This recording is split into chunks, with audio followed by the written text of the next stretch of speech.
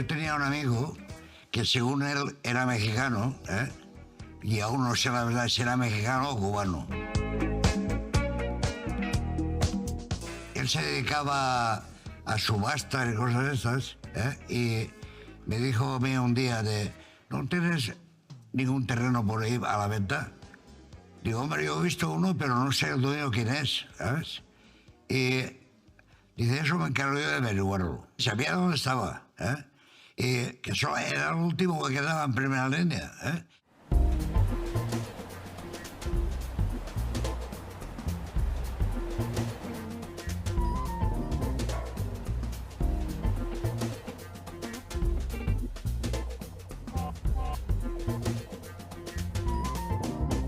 No era muy valioso, porque estaba abandonado. Y si tú te dejas un coche mal aparcado, un año, o 2 o 3, al final la policía te lo coge y se lo lleva, ¿no? Pues entonces, eso me pasó a mí. Sabía que estaba allí, pero tenía que averiguar quién era.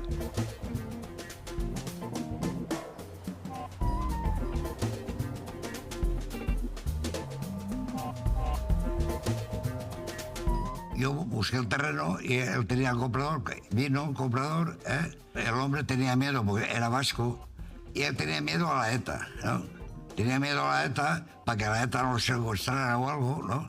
Y por eso invirtió aquí.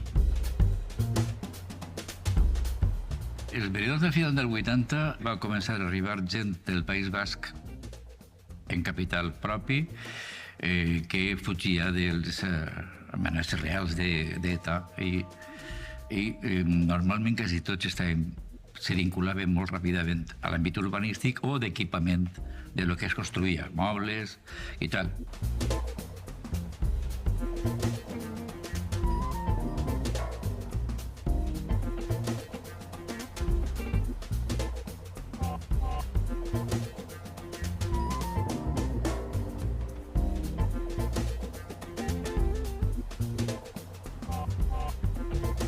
El dueño no era conocido en Benidorm, era una persona, un abogado de Valencia que no venía, no venía mucho por aquí.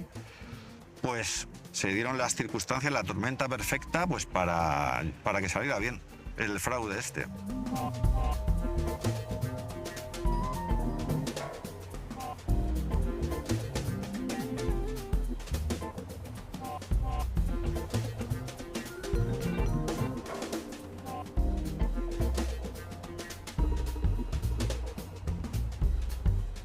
Sabía que era abogado, que estaba en Inglaterra, pero hacía tiempo que estaba en Inglaterra.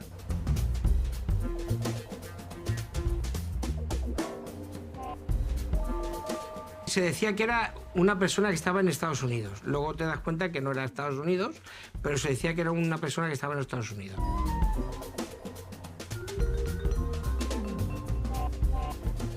Entonces, como una estafa, porque fue una estafa, no se puede hacer. Una persona solo es imposible hacerla, ¿sabes? Se necesita un equipo, 4 o 5 personas, cada uno tiene que hacer una cosa, ¿no? Yo me encargaba de documentos falsos, él se encargaba de otras cosas, y entre los dos lo preparamos todo.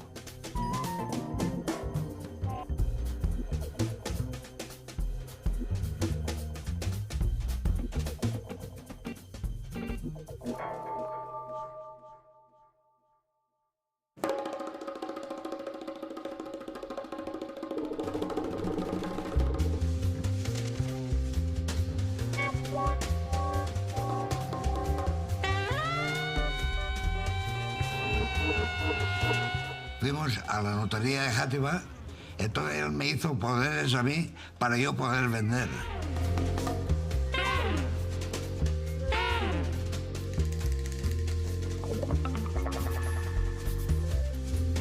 Ya cuando tenía que firmar el dueño, o sea, el total para pagar el resto que quedaba, el que pagaba, quería que fuese, no fuese yo, que fuese el auténtico dueño.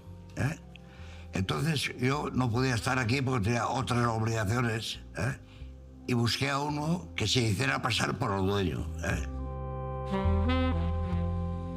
Y yo le busqué un carnet de identidad a él falso, pero con el nombre de verdadero propietario del terreno, ¿no?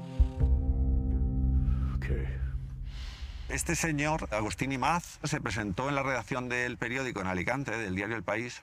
Decía que todavía, después de 22 años, no sé por qué, y quería contar una historia. Quería contar una historia que él ya bautizó como la gran estafa de Benidorm.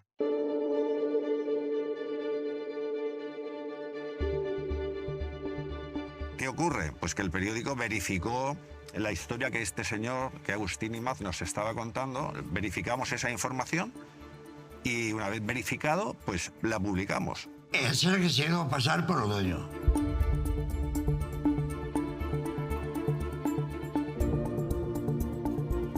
Él como propietario, supuesto propietario, porque no era el propietario, evidentemente, en una notaría desativa se suscribió un poder para formalizar esa compraventa.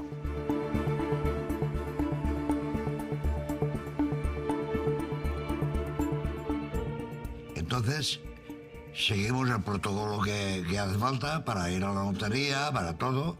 Ese escritor se hizo un documento dando una señal. Dieron una señal, creo que era de 50 millones, la señal. Después, a las 2 semanas por ahí, tenían que dar 100 millones. Los dieron, ¿no?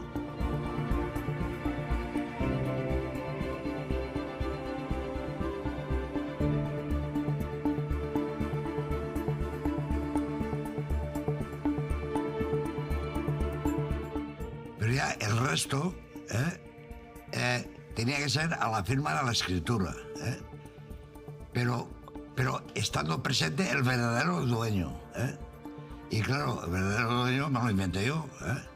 Y vino este y se hizo pasar por notario en Barcelona porque quería hacer la escritura en Barcelona. No sé por qué. Digo, vale, Barcelona. ¿Qué notaría? La que tú quieras, vale. Digo, yo te la preparé bonita. Y se preparó una notaría perfecta.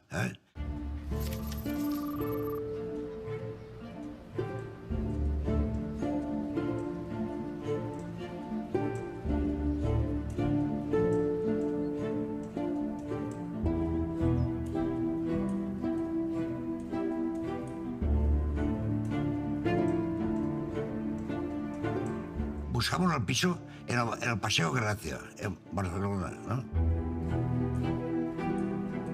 Otro tío se hizo pasar por notario con una secretaria que estaba muy apetecible.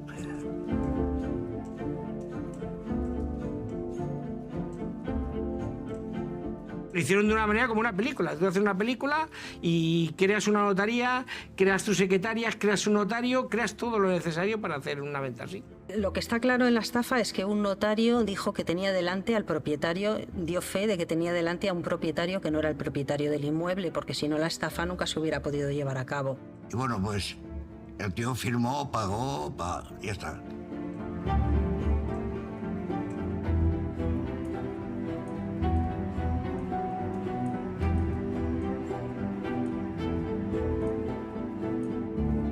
Pues hombre, según se habla, 400 millones de pesetas de la época. 400 millones de pesetas. En total 400 millones. Se escrituró por 300 millones de pesetas, pero pagó 400. O sea que el primer estafador es él, que estafó a Hacienda más que Mario Conde.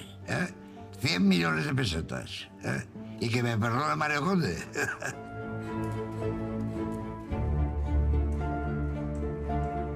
¿Cómo se construyó esto aquí con tanto mármol y con tantas cosas? Algo tenía que esconder. Ahí está, la mayor estafa de Benidorm.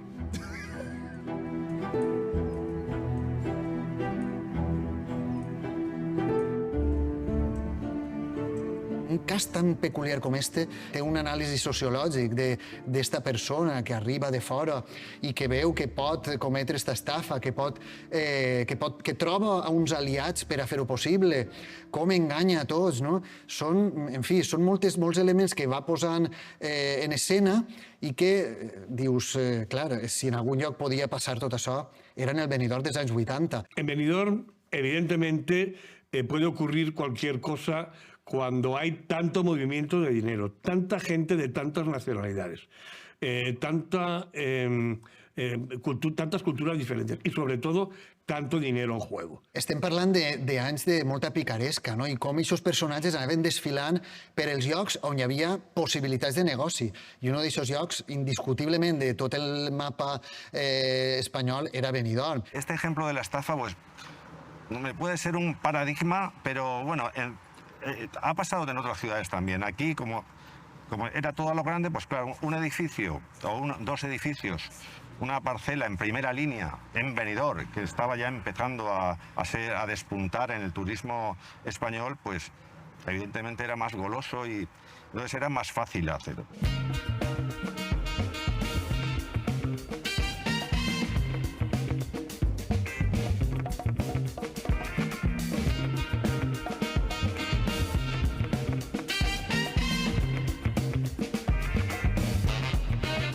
Yo tenía aquí un director de banco, que no voy a decir el banco, que era muy amigo mío, y le dije, cuando ya sabía que me tenía que ir, digo, mira, vendrá mi hermano con cheques de 50, de 100, ¿sabes?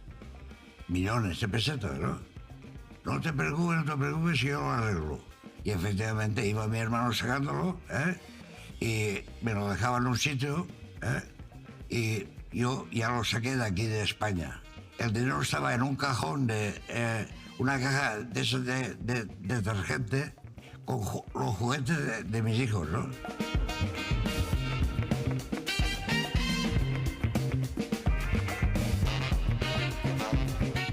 Millones, entre 50 y 100, no recuerdo, estaban en el balcón de mi casa. Y de ahí íbamos sacando, en 3 golpes lo traje para acá, en autobús.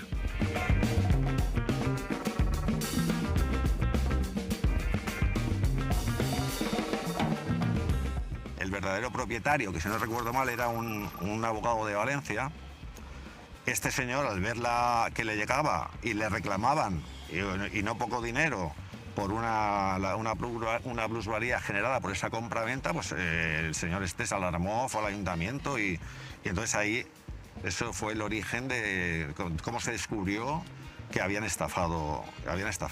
Según parece, se enteró porque le llegó un pago de la plusvalía, porque cuando tú vendes una propiedad, se te carga la plusvalía al ayuntamiento por la venta, y por ahí se enteró.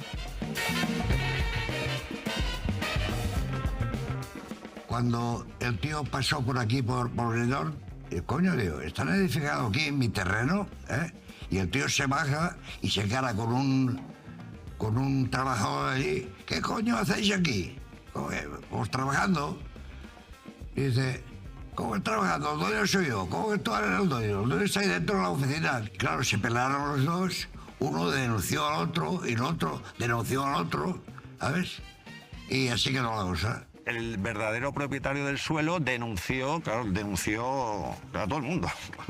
Denunció a todo para recuperar y para que quedara claro que le habían suplantado su identidad, que no había formalizado ninguna compraventa de su solar. Se descubrió un pastel, y después venían a buscarme a mí, claro. Y por eso me tuve que ir de aquí.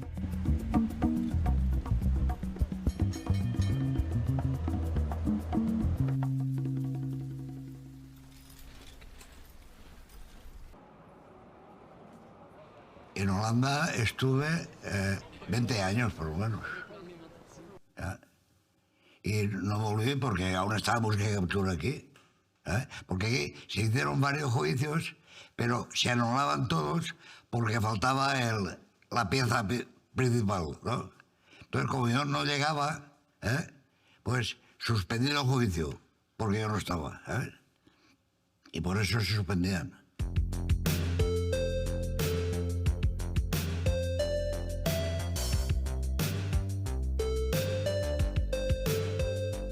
La Interpol me trajo aquí, Ya a última hora ya me trajo la Interpol.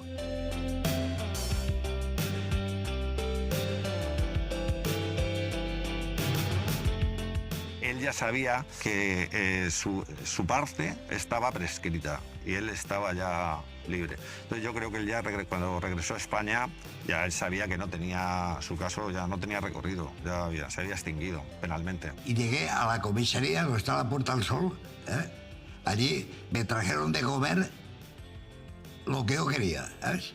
Llegamos a las 11 de la noche, y los guardias que habían allí, y dice, no, pide lo que quieras, y fueron a un restaurante a pedir comida para mí, porque querían saber quién era. Y me pregunta, ¿qué tú quién eres? Digo, yo nada, yo no soy nadie. Digo, ¿y por qué está traído el Interpol? Digo, ya lo sabrás por los periódicos, hombre. ¿Sabes? Pero yo no le dije nada.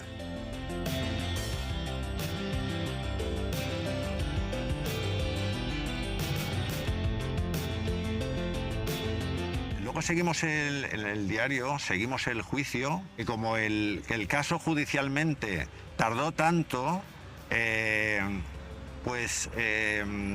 las penas quedaron rebajadas a lo mínimo. No sé si fueron 6 meses de prisión, que no se cumplieron si no tenían antecedentes acumulados, hasta 2 años no se entra en prisión, y unas multas de 600 euros, creo, una cosa ridícula para una estafa de este calibre. O sea, les salió la jugada redonda.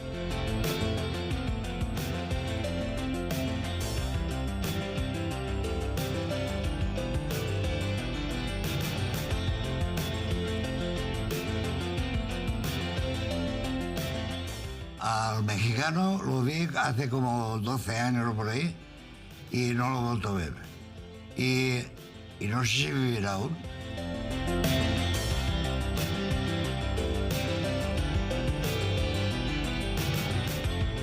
Al otro, al gordo, ese Agustín que dices tú, que se llamaba Carlos en la época mía, pues eso no lo he vuelto a ver. Ese se montó una gasolinera en Francia, y cuando ya estaba harto, se vino para acá y contó a la policía todo lo que sabía, ¿no?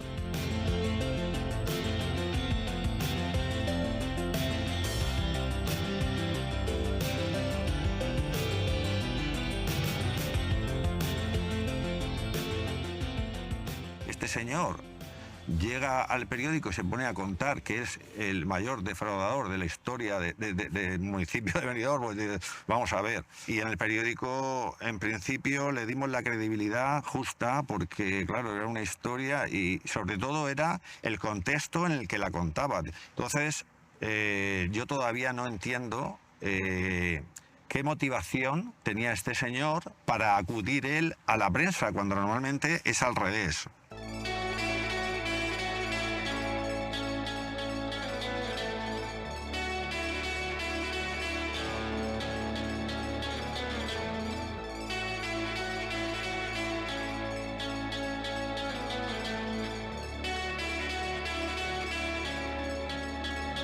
Ahí se construyó el edificio que hoy sería el Benirús, que son 2 torres, además 2 torres que se construyeron de lujo, porque date cuenta que la fachada es mármol.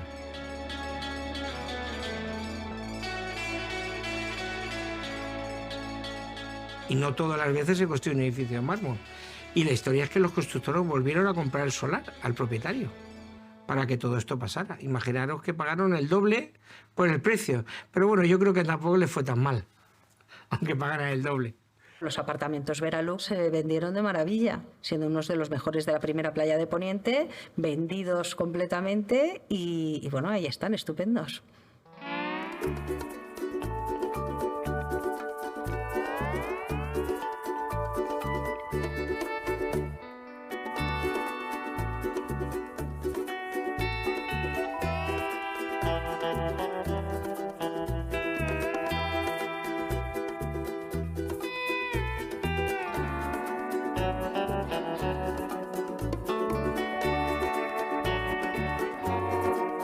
Yo a mis 34 años he veraneado en Benidorm toda mi vida, en ese Clipper A, en esa tercera planta del Clipper A. ¿Qué pasa? Que cuando mi abuelo fallece hace 2 añitos y medio, mi padre decide pues darle el piso a mi tío. Entonces, claro, nosotros no podíamos seguir sin tener aquí un piso en Benidorm. Entonces empezamos a buscar en qué otro apartamento podríamos vivir en Benidorm y únicamente tenía mi padre un requisito. Tenía que estar en primera línea de Poniente.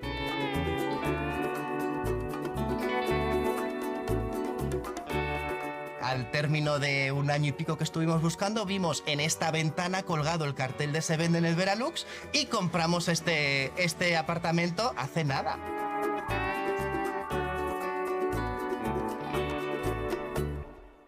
Lo compramos a finales de noviembre, nos dan las llaves por Reyes. Y yo digo, en este edificio ha tenido que pasar algo. Aquí ha tenido que morirse algún famoso, ha tenido que salir de fondo en alguna película, en algún anuncio.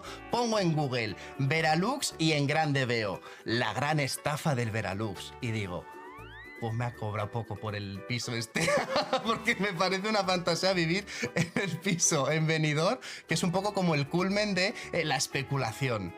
Y así es como lo descubrimos.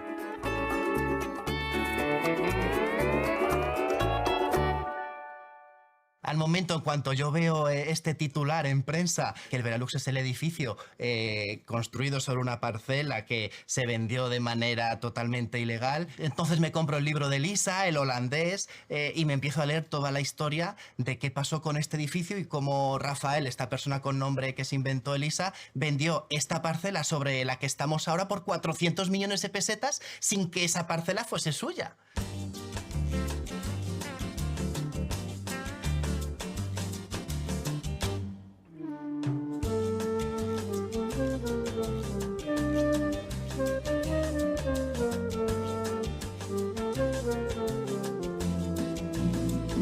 Se comenta que luego cogió a una escritora y le dijo si quería una historia buena que se la contaba. Y luego se hizo el libro que hay sobre esa historia. Ho he conegut arran precisament d'aquest llibre, no? És curiós que en tots els llocs passen coses i a voltes en el teu poble ocorreixen coses que te tenen que contar gent que no estava en aquest moment ni siquiera en el teu municipi, no? Però he conegut el cas precisament pel llibre, no? I evidentment, bueno, és algo que va ocórrer fora de Benidorm, però relacionat directament amb Benidorm, no? Un cas curiós. Yo creo que más los que podemos saber un poquito es los que estamos en el sector inmobiliario. Yo cuando me metí fue cuando además yo al principio no sabía que era ese solar, yo pensaba que era otro que estaba en otra calle, porque decían que era ese. Quiere decir que vas recopilando y al final te das cuenta de toda la historia, pero la gente normal tampoco lo escuchó mucho.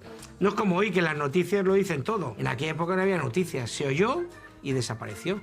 Y luego solo habían pequeños retazos que la gente contaba.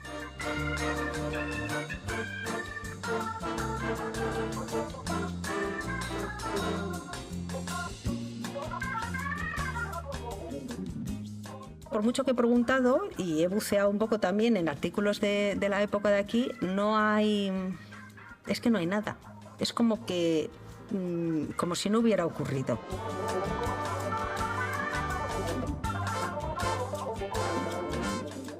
Te dicen, sí, ahí vive fulano, me dicen quiénes viven, vive gente del pueblo, vive gente de fuera, los apartamentos son espectaculares, ¿no? Es, como se dice por aquí, ens diners cachofes, y ahí están, mármol y fantásticos. Tanto es así que mi madre le dio un poquito un canguelo que fue a hablar con la inmobiliaria que tenemos abajo del Veralux, en plan, oye, pero esto es verdad, esta compra que hemos hecho es legal, todo está en orden, tal, y los de la inmobiliaria, si es verdad, como que evaden un poquito el tema. Bueno, pues eso dicen, eso se cuenta, eso se rumorea. Me hablan de cómo son los apartamentos, pero no me habla nadie de cómo se... De hecho, incluso si vas abajo a la propiedad, no les hace ninguna gracia. Pasé por allí hace tiempo a preguntar y no les hace ninguna gracia. Però no per ser desconegut, no pense que té el seu atractiu informatiu i fins i tot també el seu atractiu judicial, no? Per el que va portar el cas darrere, no? I sociològic. D'alguna forma també el sap mal, no? Que aquestes històries al final no sempre tenen final feliç. I en Benidorm ens trobem tot tipus d'històries.